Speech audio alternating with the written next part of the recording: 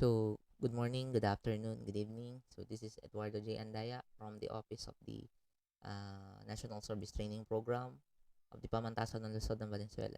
So, this time, ang i-discuss natin ay community engagement. No? Maganda ito. Ano to, katumbas ito ng community development community organizing. Intended learning outcomes. So, define community engagement, explain the needs of community engagement, explain why community needs assessment is important, and discuss the benefits of the community engagement. So, what is community engagement? Alam naman natin community engagement. From the word community, starting dun sa pinakaunang word is community. Community, it is a form of people, no? Na kung saan may different types of needs, no? Kailangan nila o ano yung mga kailangan nila, no? And then kung hindi needs, kung ano yung tinatakbo or kinagagalawan ng mga bawat individual sa isang komunidad.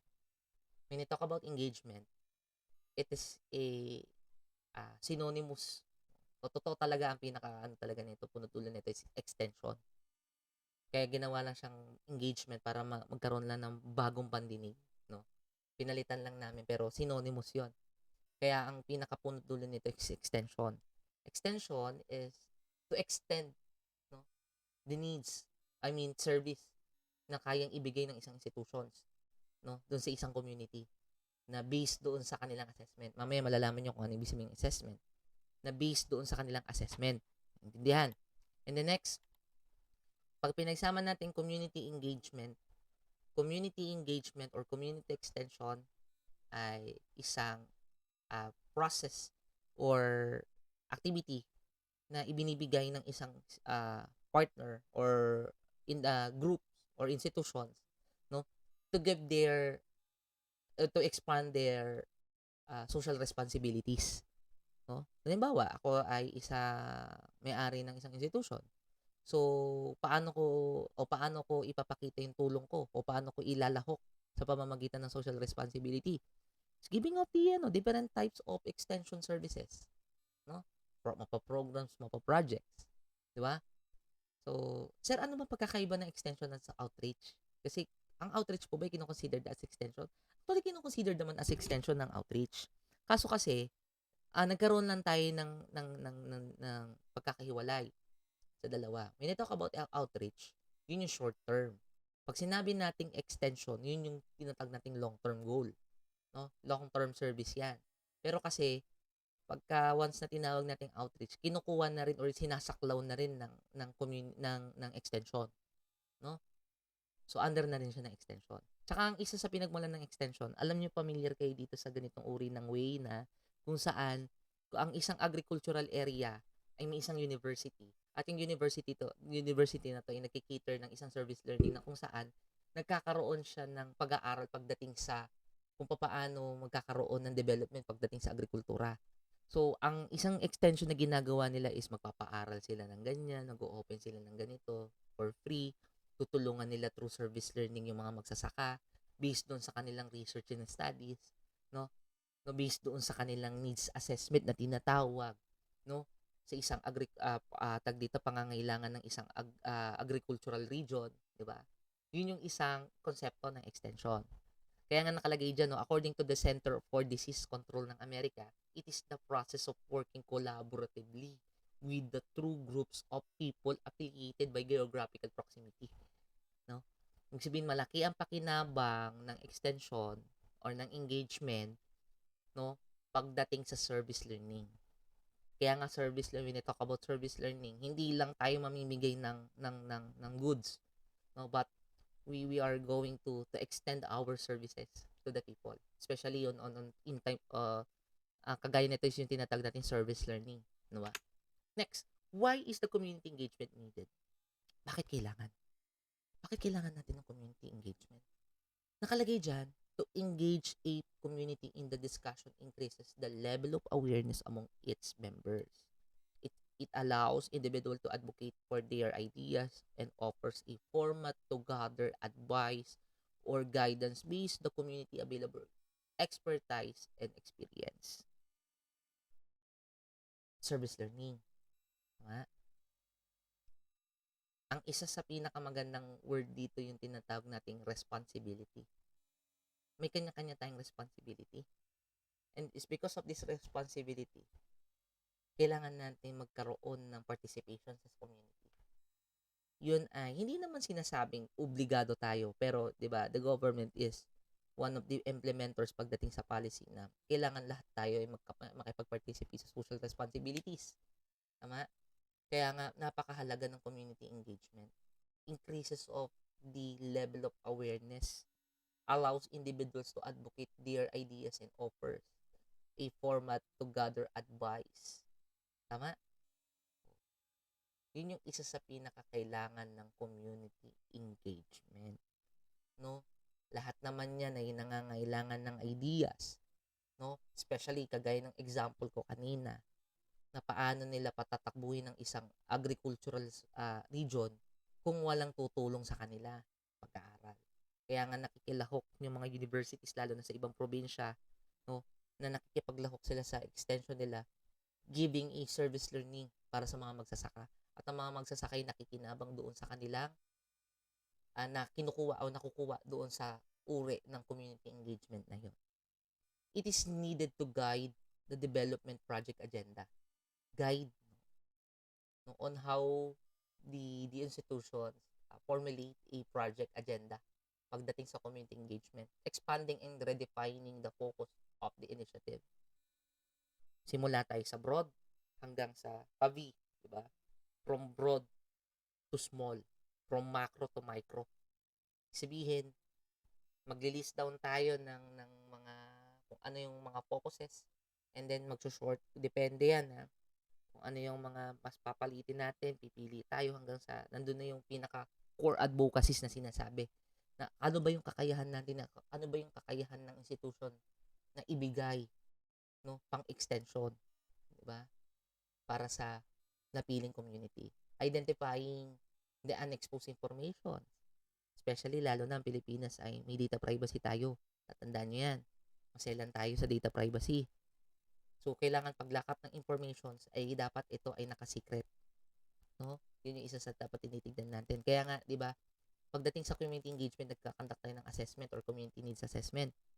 Kailangan ng community needs assessment. Hindi basta-basta pwedeng gumawa ng isang activity without a community assessment o needs assessment. Bakit? Paano natin ma-identify yung pangangailangan o yung talagang suliranin ng isang community, no? Kung tayo ibigay lamang ng activity na hindi naman naaayon sa kanilang kagustuhan o pangangailangan. Hindi yan. Pero kailangan natin itago yung information na yun at hindi pwedeng i-expose kung saan-saan. Creating a network of revenue resources and funding partners. Yung sinasabi ko kanina. Na kailangan, no? Kailangan, hindi natin kailangan umasa sa, kumbaga, ito yung resources natin, no? Pero very limited lang. Hindi natin kailangan umasa sa ganun. Kaya nga, kailangan natin magkaroon ng partnership eh. Doon ngayon papasok yung mga different stakeholders o partner stakeholders natin. Kaya nga, kapag nalaman na natin yung ating focus, nakukuha na tayo ng assessment, at ito na yung based doon sa assessment natin yung pangangailangan ng tao, kukuha tayo ngayon ng partner stakeholders natin para ma-sustain yung pangangailangan ng isang community, para matulungan nila tayo. Kasi part din naman ng social responsibility ng isang stakeholder yun, lalo na kapag mga private. Intindihan? Next, what is community needs assessment? Bakit napakahalaga ng community needs assessment? Community needs assessment seek gathered accurate information representative of the needs of a community. Assessment are performed prior to taking action and are used to determine current situations and identify issues for action. Para naulit lang ata to. Needs assessment established the essential foundation for the vital planning. Yan ang pinaka-vital sa planning pagdating sa kung paano natin i-execute ang ating extension or engagement. Kailangan natin ng assessment. Bakit? Pag hindi tayo nag-assessment, para saan pat mag-i-implement tayo ng activity? Para saan pat kung kailangan talaga ng isang community yung activity na to? Tsaka ito, kapag magkakandak tayo ng community needs assessment, hindi tayo mangangako doon sa community. na based doon sa nakita natin o papangakuan. No, hindi tayo mangangako doon. Kasi unang-una sa lahat, baka hindi natin ma-perfect yung hindi natin ma-perfect yung talagang kailangan nila. Intindihan? Baka mag-expect sila ng mas mataas pa, 'di ba? 'Yun yung iniiwasan natin. Intindihan? Kaya wag po tayong mangangako. Although yes, maintindihan naman natin 'yan eh. Maintindihan naman natin, no? Minsan nga kaya nga tayo naglalakap ng stakeholder eh. 'Di ba? Kaya nga tayo naghahanap ng stakeholder, no? Para kahit papaano, yung hindi 100% doon sa needs nila ay mabigay natin. At least kahit papaano, meron doon sa 100% eh. At least hindi tayo nangako, 'di ba? Pero at least kahit papaano, nandun naman yung word na sustainable eh, no? Kung hindi nabigay natin sa isang araw na to, may susunod pa, yung kaputol, hanggang sa meet natin yung sustainability. Naiintindihan? Next, this is the stage, no, before we conduct the community extension service. Number one is to identify, ito, community needs assessment, di ba? Ang kailangan pinaka-importante bago tayo mag-conduct ng community extension. Number one, no, identify the location of the community. Kailangan alam natin yan. Kailangan alam natin kung safe ba yung lugar. Baka mamaya hindi safe yan. Hindi, para hindi mo din ma-compromise ang iba. Find the geographical and demographic description of the benefiting community. In terms of geographical, yung mapa, kailangan naka-drawing ito kung saan banda or saan lugar.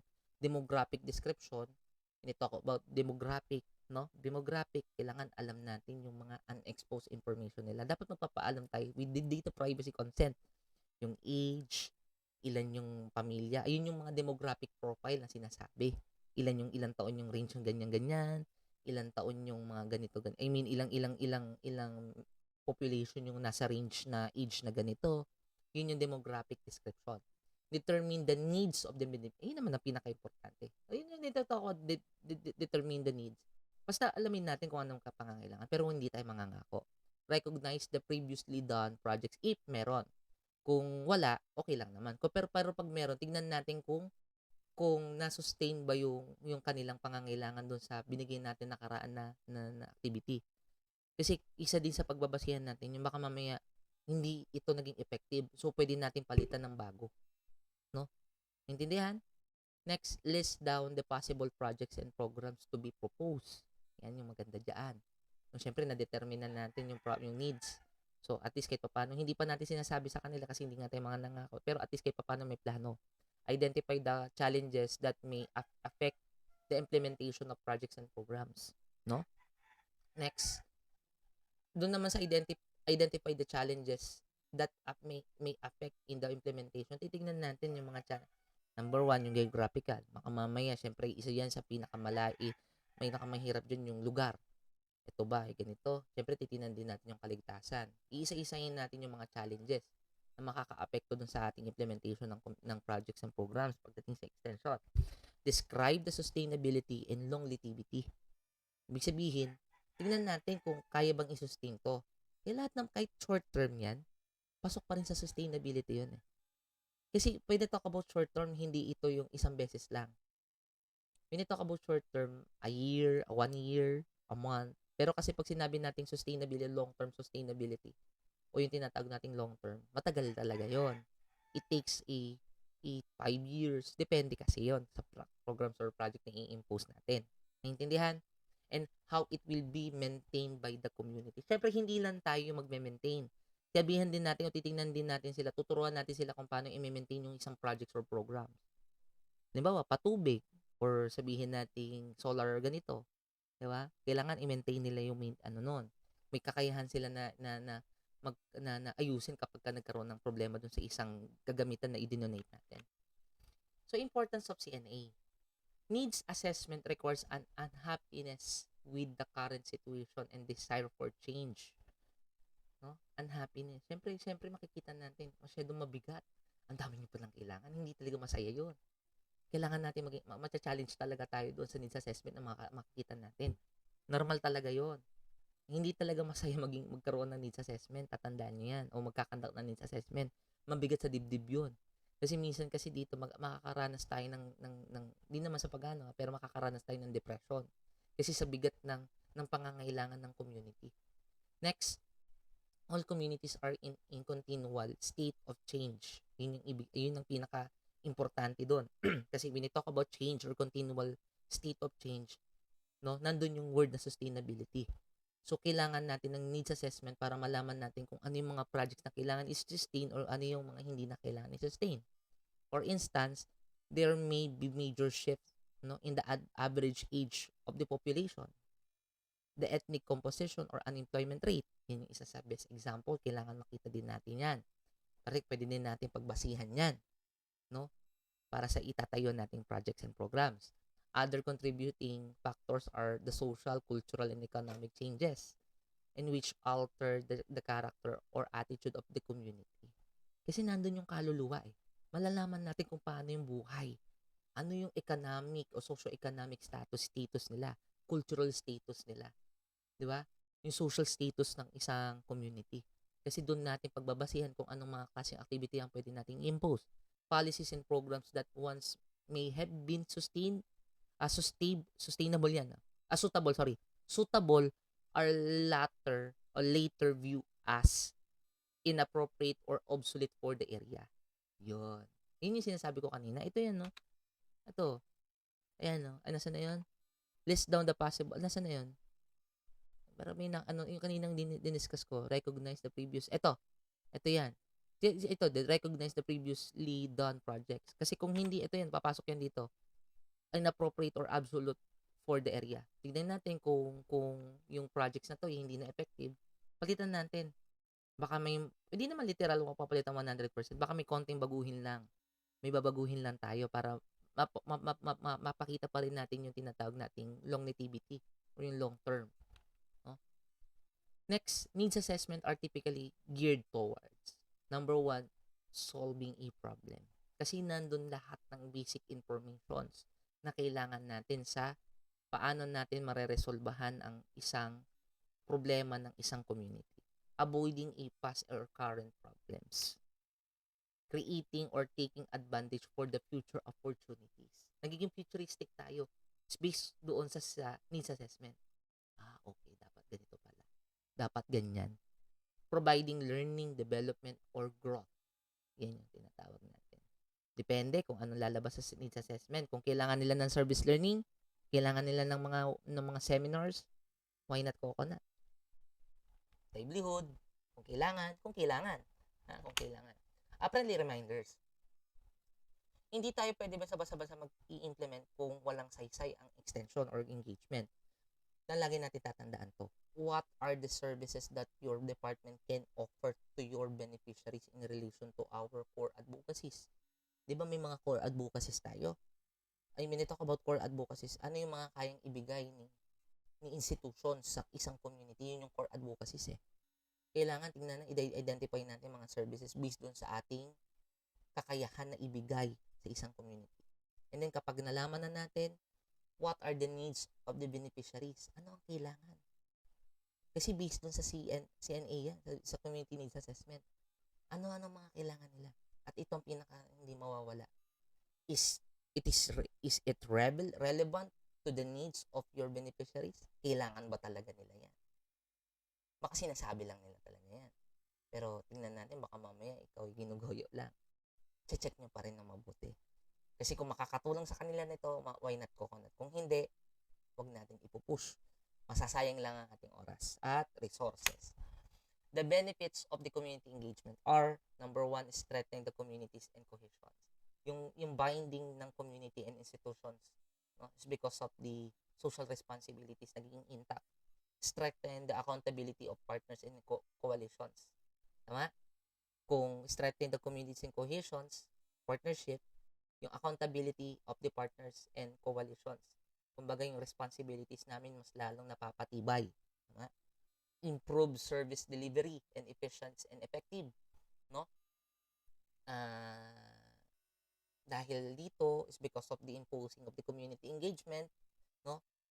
Natututo kami sa isang area on how we conduct e-community engagement, no? And then kapag dadalhin namin sa ibang lupalop ng community yon, titingnan namin kung ano yung lack or yung mga lapses namin doon sa previous community na pinagdarausan namin ng aming engagement. para hindi maulit dun sa kabila, no?